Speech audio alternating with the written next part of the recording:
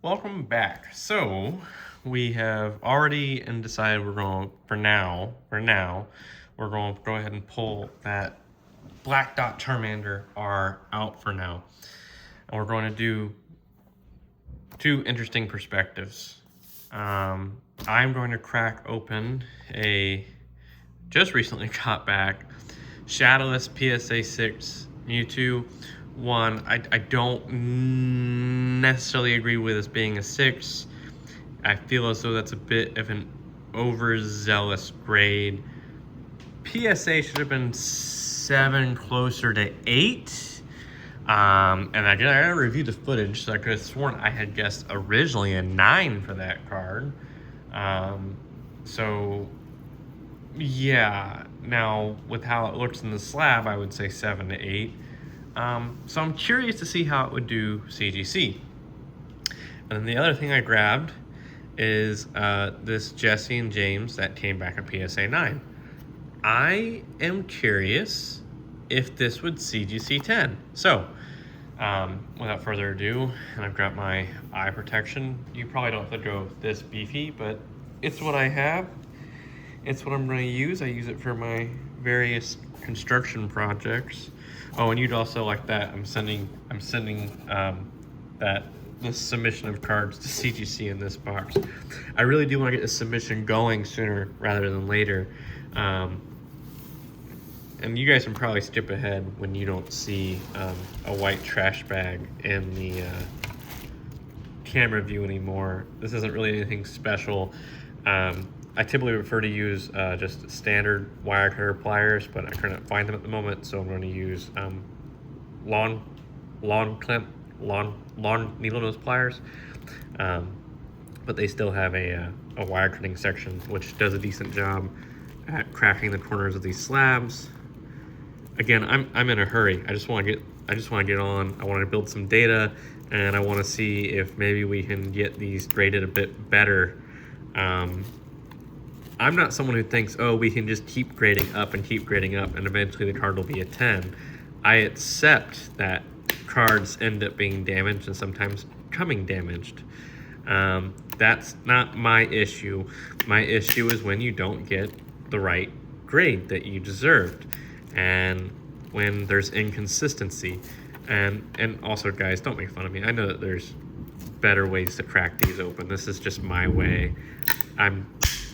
I'm not exactly one who wants to do the curb stomp method. I'm just not that confident, and I don't have a bunch of willy-nilly slabs to just practice to see if that actually works or if that's just creative videoing editing. So now, why I'm having a hard time now is because some of the slab is on the plier side versus the wire cutter side, and that's why this is easier with standard wire cutter pliers versus long clip. But that gives us just enough room. I typically have a thinner flathead, but this one will have to do because I just don't know where the other is. So again, a thinner flathead works better, and standard wire cutter pliers versus these needle nose pliers.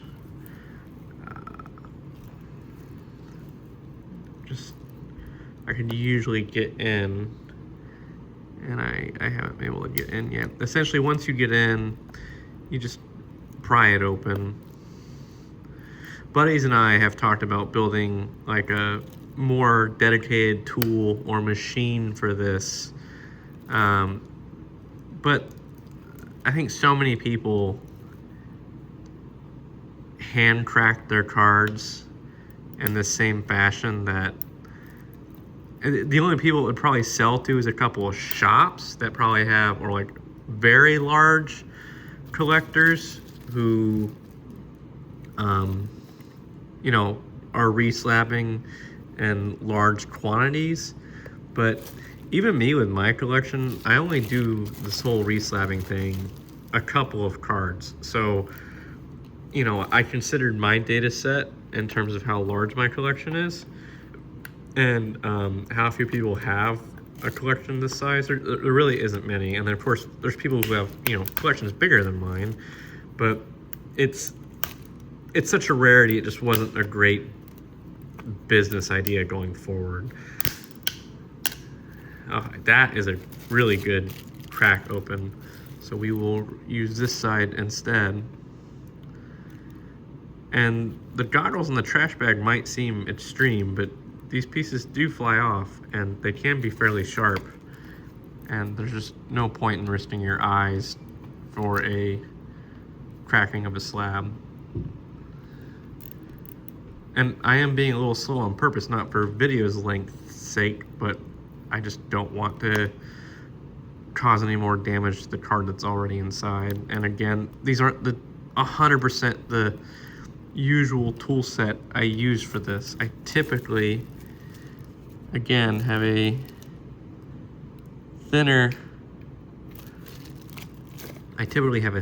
screwdriver for this, and not needle nose pliers.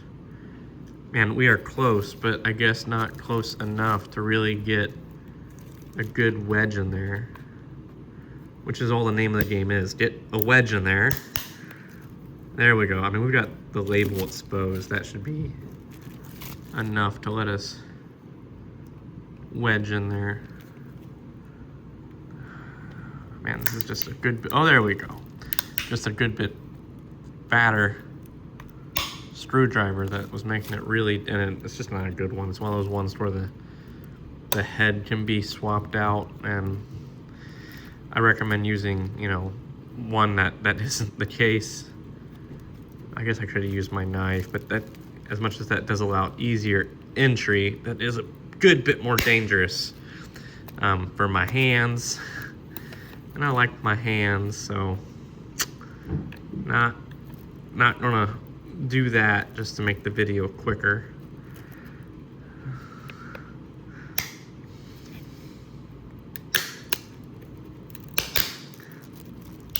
Okay. Oh no. This is not what I wanted.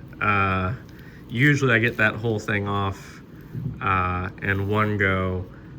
Getting only this is going to be difficult. In fact, I need to take these goggles off real quick, and how am I gonna? Oh, like, cool, and hopefully we don't hit a hard stop. But I think, yep, we are going to hit a hard stop.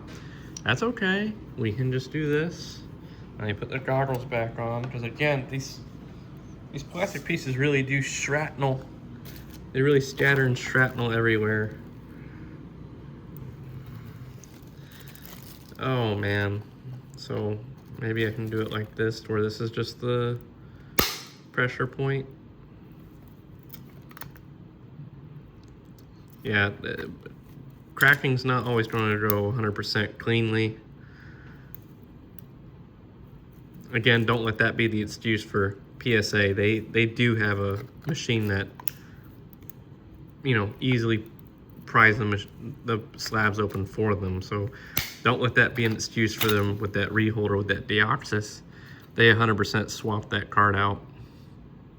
Okay, maybe that's what I'll do. It's a little risky, but I don't think it's too risky. I'll just bend it down as I slide it out. Don't do this at home, kids. Once I start, because if I let it go, I can let it go for now, because we're not at the part that would push up on it, but I have to be able to get the card even over whatever finger that I use to, maybe I can dump it out. Nice. Okay. I don't think that caused any more damage to the card. I mean, yeah, there's some dings to it. Again, I'd have to review the footage. Just, I don't remember that being that many, to be honest. I remember this being an extremely clean card, that not being a part of it. That's not bend, that's just shadow of the bag. I think a 6 was way too harsh. So this will be a part of the submission. And then we still have to crack this open.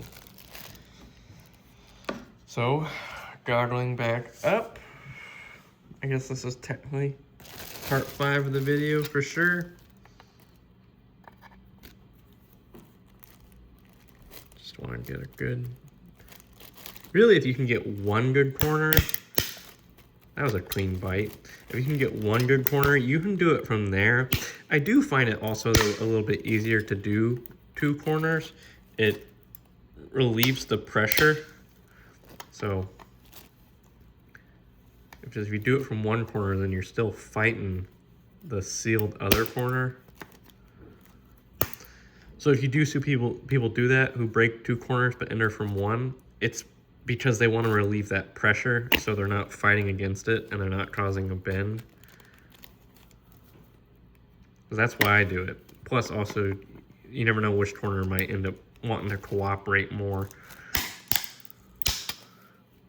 But yeah, the more pressure you can release, the easier the slab will come apart when you get that wedge in there. We're getting pretty good. Just gonna go ahead and chew at the top a little bit, and I'm hoping we can just get a. Yep, forgot. Gotta put my flathead, my wedge back in. Got a great. Oh, I thought I had a great entry.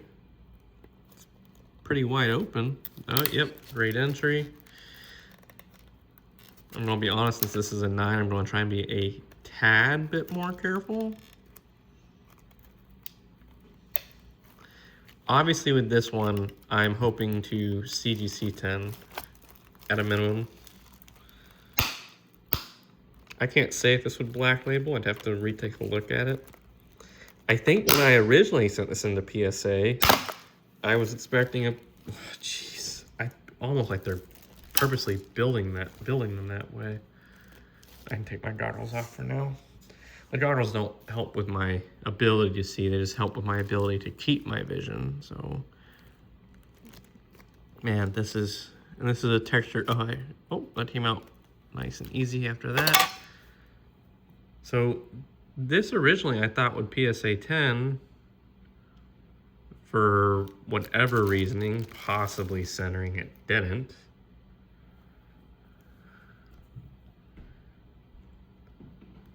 So now we're shooting for CGC.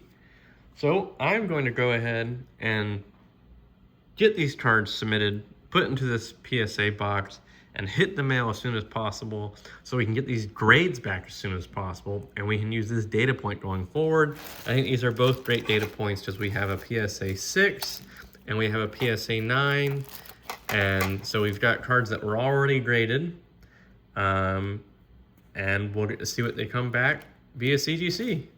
Thanks for watching.